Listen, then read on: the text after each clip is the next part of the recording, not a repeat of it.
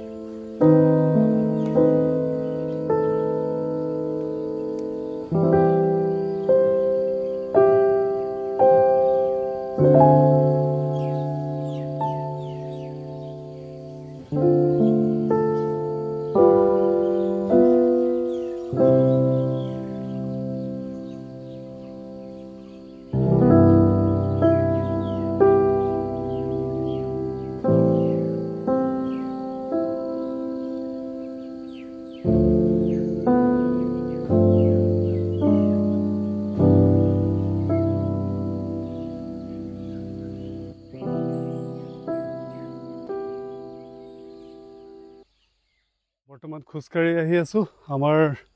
এইফালে আছে কলনীত অ'পেন জিম, য'ত নেকি যথেষ্ট সংখ্যক ৰাইজে আহি এক্সাৰচাইজ কৰে। আৰু মই অকণমান আপোনালোকক এক্সাৰচাইজ দেখাম বুলি কৈছিলোঁ, চ' দেখাম এতিয়া। কিন্তু মই ভাবিছোঁ অ'পেন জিমত যথেষ্ট মানুহ আছে, দেখাই লৈছোঁ। চ' মই ভাবিছোঁ তাত গৈ ভিডিঅ'টো বনোৱাতকৈ আমাৰ ইয়াতে কৰা যাওক, যিহেতু যথেষ্ট জাগা আছে। এতিয়া আৰম্ভ কৰোঁ আহক। আপোনাৰ যদি ফুল বডি এক্সাৰচাইজ যদি প্ৰপাৰলি আপুনি কৰিব খোজে, তেতিয়াহ'লে এক্সাৰচাইজবিলাক 4টা ভাগত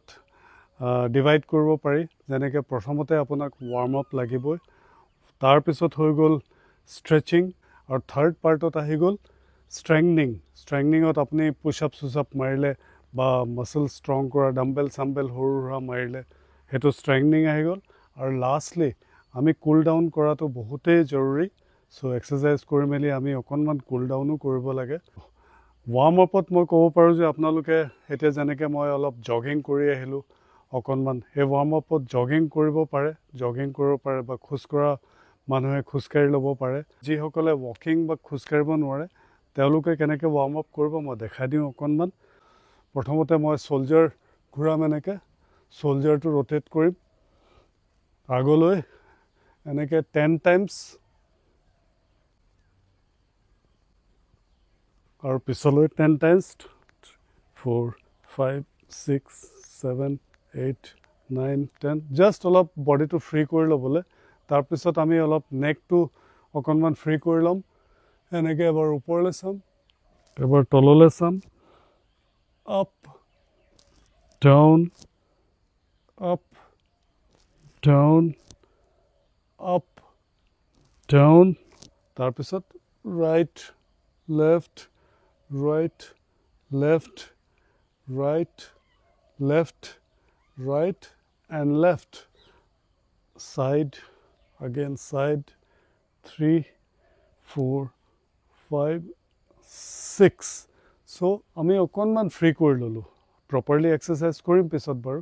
ফ্ৰী কৰি পেলাই এতিয়া আমি অলপ বডিটো ৱাৰ্ম আপ কৰিম লাহে লাহে যিসকলে খোজ কাঢ়িব নোৱাৰে বা জগিং কৰিবলৈ যাব নোৱাৰে তেওঁলোকে অকণমান এনেকৈ বডিটো ফ্ৰী কৰি ল'ব এইটো মই অকণমান বডিটো ফ্ৰী কৰি লৈছোঁ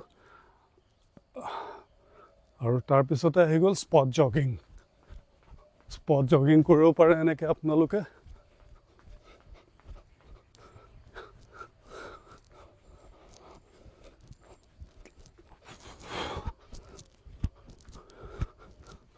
এনেকৈ কৰি গ'লে বহুত দীঘলীয়া হ'ব মই সেইকাৰণে শ্বৰ্টত দেখাইছোঁ আপোনালোকে 10-15 মিনিটমান এনেকৈ কৰি যাব পাৰে বা খোজ কাঢ়িব বা জগিং কৰিব পাৰে চ' আমাৰ ৱাৰ্ম আপ পাৰ্ট হৈ গ'ল এতিয়া আমি অকণমান বডিটো ষ্ট্ৰেচিং কৰিম চ' ষ্ট্ৰেচিঙত আগেইন ছেইম থিং আমি ৰিপিট কৰিম এতিয়া যে দেখাইছিলোঁ ফাৰ্ষ্ট আমি শ্ব'ল্ডাৰটো কৰিম আৰু নেকটো ফ্ৰী কৰিম again 1 2 6 7 8 9 1 2 3 4 5 6 7 8 9 10 so hetu neck shoulder rotation to amar agoloi aru pisoloi hoi gol aru sabo jar spondylitis ase etu exercise hodai korok apnalokor any kind of neck problem spondylitis ba eblakot hua bikh eblak totally naikia hoi jabo tar pisot moi eta properly neck again rotate korim aru neck rotate koribole jaote aru neck to ami rotate korte prothomote ki korim eneke straight khara hoy moi more hip to pura tight kori dim aru eneke pithi to stretch kori pele etu back phale stretching o hoise whole body and back stretching o hoise logote neck tar pisot agole again one ukhaloi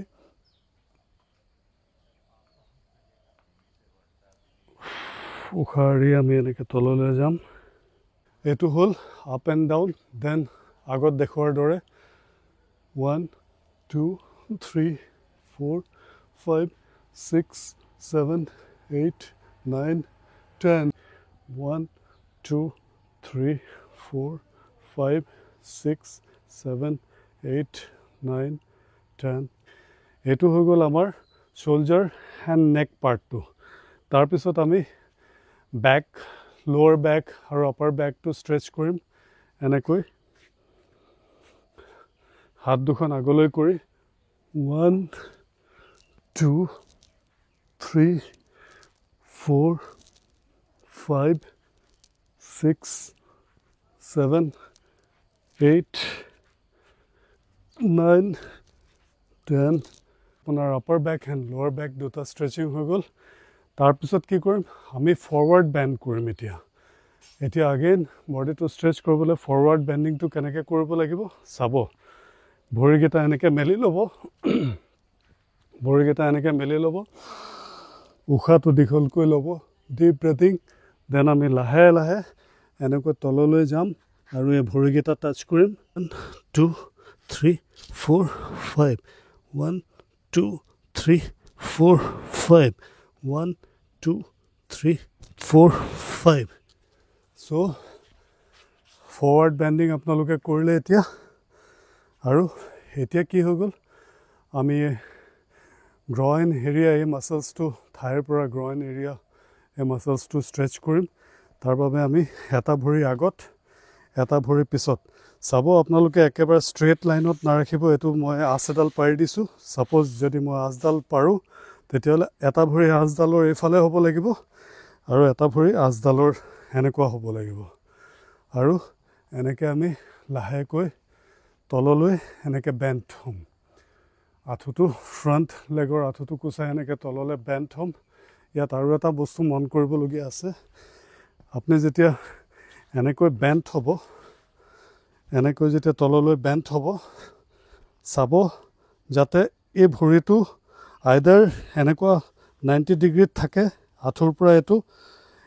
বা এনেকৈ থাকিব পাৰে বেছিকৈ ল'ব পাৰে কিন্তু আপোনালোকে এনেকৈ ডাউন নহ'ব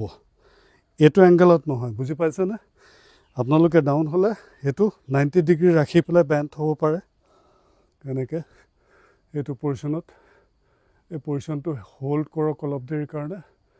1 2 3 4 5 6 7 8 9 10 তাৰপিছত এনেকৈ ধৰি লাহেকৈ এইটো ভৰি আঁঠুটো নমাই পাৰিলে এইটো হিপটো তললৈ ঠেলক এনেকৈ ষ্ট্ৰেচ কৰক অ'কে এতিয়া নেক্সট ভৰিটোৱে কৰিম ছেম ৱে চ' এনেকৈ ষ্ট্ৰেচ কৰিম 1 2 3 4 5 6 7 8 9 10 এতিয়া লাহেকৈ আঁঠুটো নমাই দিয়ক নমাই আকৌ এনেকৈ তললৈ হেঁচক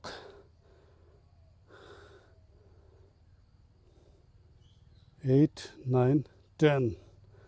চ' এইটো আমাৰ এই ঠাইৰ পৰা এই গ্ৰইন মাছলছ এৰিয়াটো হৈ গ'ল এইটো ছাইড কিকিঙৰ কাৰণে আপোনাৰ এই গ্ৰইন মাছলছটো ৰিলেক্স কৰিবৰ কাৰণে আৰু এটা এক্সাৰচাইজ আছে চ' সেইটো এবাৰ দেখাই দিছোঁ ভৰিকেইটা বহলকৈ মেলি ল'ব মেলি লৈ পেলাই লাহেকৈ আমি এনেকৈ ছাইডলৈ বেণ্ড কৰিম 1 উশাহ ল'ব উশাহ এৰি পেলাই 2 3 মই ভাবিছোঁ চবেই নোৱাৰিব পাৰে ইমান ডাউন যাব জাষ্ট আপোনালোকে কি কৰিব এনেকৈ ধৰি ল'ব এনেকৈ জোৰ নিদিব ইয়াত এনেকৈ কৰি এনেকৈ বডি ভাৰটো নিদিব জাষ্ট হাতটো ৰাখিব আৰু এনেকৈ লাহেকৈ 1 2 3 আপোনালোকে যোনে যিমান ডাউন যাব পাৰে চেষ্টা কৰিব আপোনালোকৰ ফ্লেক্সিবিলিটি সিমানে বাঢ়িব 4 চ' মই এনেই আপোনালোকক অলপ দেখালোঁ সেইটো তাৰপিছতে আহি গ'ল আপোনালোকে যিসকলে আৰু অলপ ষ্ট্ৰেচিং কৰোঁ বুলি ভাবে তেওঁলোকে লেগটো ফৰৱাৰ্ড কিকিং কৰিব পাৰে লেগটো ষ্ট্ৰেইট ৰাখি পেলাই আমি লাহেকৈ ষ্ট্ৰেইট আপ 1 2 মই কোৱা নাই আপোনালোকক এনেকৈ ওপৰলৈ ইমান ওপৰ দাঙিবলৈ কোৱা নাই আপোনালোকে জাষ্ট 1 2 লাহে লাহে 3 যোনে যিমান পাৰে 4 5 6 7 8 9 আৰু এয়া 10 আকৌ ছেম ৱে নেক্সট ভৰিত 1 8 2 9 আৰু 10 আমাৰ প্ৰায় হৈ গৈছে দেন মাৰ্চেল আৰ্টত ইয়াৰ পিছতে অলপমান মাৰ্চেল আৰ্ট ৱৰ্কআউট আৰম্ভ হয় যেনেকৈ আমি কিকিঙৰ কাৰণে এনেকৈ প্ৰেক্টিছ কৰোঁ 1 2 দেখিছে এতিয়া যে ভৰি দাঙিছিলোঁ সেইটো জাষ্ট দাঙি পেলাই ষ্ট্ৰেইট কৰি দিলে কিক হৈ যায় সেইটো এক্সাৰচাইজ কৰিব পাৰে লাহেকৈ আপোনালোকে এনেকৈও কৰিব পাৰে এনেকৈ কিক মাৰি মাৰি ইটো ভৰিটো এনেকৈ কিক কৰি কৰিও কৰিব পাৰে যেনেকৈ পচন্দ কৰে চ' সেইটো আমাৰ হৈ গ'ল ষ্ট্ৰেচিঙত মোটামুটি আপোনালোকে আৰম্ভণিত ইমানেই কৰিব বহুত আছে ষ্ট্ৰেচিং এক্সাৰচাইজ বাট মই ভাবোঁ ষ্টাৰ্টিঙত আপোনালোকৰ বাবে ইমানটোৱে যথেষ্ট আৰু এতিয়া আহি গ'ল ষ্ট্ৰেংথনিং পাৰ্টলৈ ষ্ট্ৰেংথনিং পাৰ্টত আমি কি কৰোঁ ছাপ'জ আমি এতিয়া মাছলছটো অলপ জোৰ যিটো এক্সাৰচাইজত আপোনাৰ মাছলছত জোৰ পৰে সেই এক্সাৰচাইজটো কৰিব লাগিব তো প্ৰথমতে পুছআপ চুছআপ মৰাৰ আগতে মই আপোনালোকক দেখাওঁ এই এক্সাৰচাইজটো কৰি ল'ব খুব জৰুৰী এনেকৈ খাৰা হ'ব মই সাইড কৰি পেলাই দেখাইছো এনেকৈ খাৰা হ'ব হাত দুখন আগলৈ কৰিব breath in breath out breath in আৰু পুৰা বডি আৰু মাসলছ টাইট কৰি পেলাই ব্ৰেথ আউট কৰি পুশ এনেকৈ আপোনালোকে পাৰিলে প্ৰায় 50 টাইমছ মান কৰিব আৰু নোৱাৰিলেও 10 বাৰৰ পৰা ষ্টাৰ্ট কৰিব আৰু দেখিব আপোনালোকে শোল্ডাৰ্ছ আৰু আপাৰ আৰ্মছত অকণমান পেইন ফিল হ'ব বাট তাৰ কাৰণে চিন্তা কৰিব নালাগে আপোনালোকে এক্সাৰচাইজ কণ্টিনিউ কৰি থাকিব অলপ চলপ বডি পেইন হ'ব তাৰপিছত যেতিয়া নাইকিয়া হৈ একেবাৰে নহয় আৰু বডি পেইন চ' নেক্সট আহি গ'ল পুছ আপ মই আপোনালোকক কেনেকৈ পুছ আপ কৰিব লাগে জাষ্ট একেবাৰে সহজকৈ আপোনালোকক শিকাব খুজিছোঁ প্ৰথমতে ষ্টাৰ্ট কৰি যিসকলে পুছ আপ কৰিব নাজানে বা যিসকলে পুছ আপ কৰিব নোৱাৰে তেওঁলোকেও পুছ আপ কৰিব পাৰে কেনেকৈ কৰিব চাওক আপোনালোকে এনেকৈ আঁঠু কাঢ়ি ল'ব যিসকলৰ হাতত ইমান জোৰ নাই যিসকলে এতিয়া বিগিনাৰ্ছ হয় তেওঁলোকে এনেধৰণে আঁঠুটো কুচাই ল'ব মই এনেকৈ দেখাইছোঁ এনেকৈ দেখালে বেছি ভাল হ'ব আপোনালোকে এনেকৈ আঁঠুৰ ওপৰত আহি ল'ব তাৰপিছতে আপোনালোকে এনেকৈ হাতখন আগলৈ কৰি অকণমান আঁঠুটো চিধা কৰিবলৈ চাব এনেকৈ আঁঠুত অলপ বিষাব আৰু বিষালে তলত কিবা কোমল ব্লেংকেট বা কিবা এখন দি ল'ব তাৰপিছত এনেকৈ কৰি আপোনালোকে উশাহটো লৈ পেলাই তললৈ যাব সদায় ব্ৰেথ ইন আমি তললৈ যাওঁতে সদায় উশাহ ল'ব লাগে ওপৰলৈ আহিলে উশাহ এৰিম breath in breath out breath in breath out আপোনালোকে এনেকৈ যিমান বাৰ পাৰে কৰিব মিনিমাম একেবাৰে নোৱাৰাবিলাকে 5 টাইমছ মানৰ পৰা ষ্টাৰ্ট কৰিব আৰু তাৰপিছত 10 বাৰলৈ যাব তাৰপিছত 20 এনেকৈ বঢ়াই গৈ থাকিব আৰু যিসকলে পাৰে প্ৰথমতে ৱাইড এংগল পুছ আপ কৰিম আমি হাত দুখন বহলকৈ মেলি ইমানমান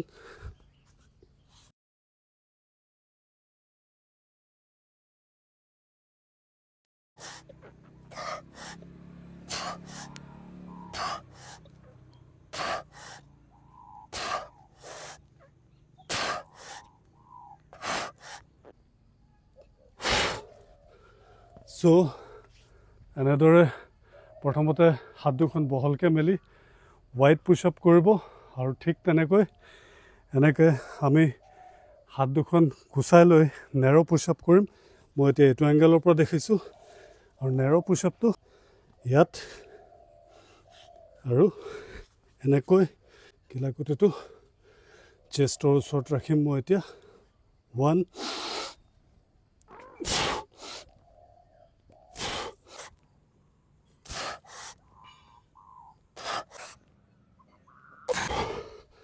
চ' দেখাইছোঁ আপোনালোকক এনেদৰে আপোনালোকে পুছ আপ কৰিব পাৰে চ'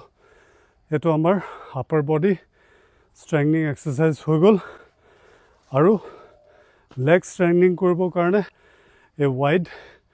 এনেকৈ ডাউন আপ তললৈ যাওঁতে উশাহ ল'ব এৰক breath in breath out breath in breath out যিমান পাৰে কৰি থাকিব অলপ অলপ পেইন হোৱালৈ তাৰপিছত আমি ক্ল'জ লেভেলত আহি শোল্ডাৰ ৱাইডথত আমি ভৰিকেইটা মেলি ল'ম এনেকৈ চ' এতিয়া আমি হাত দুখন আগলৈ কৰি 2 breath in breath out breath in breath out breath in breath out আৰু সেইটো কৰাৰ পিছতে আহি গ'ল মই আপোনালোকক আগতে কৈছিলোঁ এক্সাৰচাইজৰ ৱাৰ্ম আপ আমি কৰিলোঁ ষ্ট্ৰেচিং কৰিলোঁ এতিয়া অলপ ষ্ট্ৰেংথনিং কৰিলোঁ কুল ডাউনত আমি ধৰি লওক আমি যিটো ৱাৰ্ম আপ কৰোঁতে কৰিছিলোঁ ধৰি লওক স্পট জগিং এতিয়া আমি লাহে লাহে স্পট জগিং কৰিম তাৰমানে আমাৰ বডিটো যিহেতু এতিয়া পূৰা গৰম হৈ আছে তাক আমি লাহে লাহে কুল ডাউন হ'বলৈ দিব লাগিব চ' আমি ৰিলেক্স হৈ পেলাই স্পট জগিং কৰিম এনেকৈ তাৰপিছত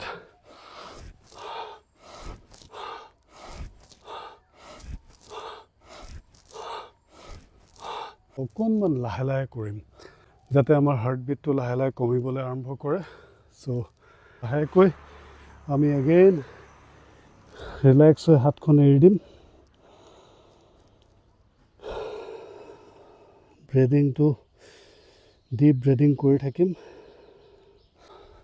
এনেকৈ 10-15 মিনিট আমি কৰি নিজকে ফুল কুল ডাউন কৰিম আজি মই মাজে মাজে শ্বৰ্টকাট মাৰি আছোঁ যিহেতু আপোনালোকক অলপ চমু আভাসহে দিব বিচাৰিছোঁ আৰু মই ভাবোঁ ভিডিঅ'টো আৰু বেছি দীঘলীয়া নকৰি আজিলৈ ইমানতে সমাপ্ত কৰোঁ বহুতে মোক লিখি আছিল যে আপুনি অকণমান ৱৰ্কআউটৰ ভিডিঅ' দিব চ' যিসকল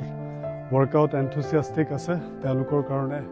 আজি এই ভিডিঅ'টো আৰু যিসকলে অকণমান হিষ্ট্ৰী ভাল পায় তেওঁলোকক মই দেখালোৱে চিমেট্ৰিৰ অকণমান কাহিনীটো ক'লোঁ আজিলৈ ইমানে see you again take care stay fit and fine bye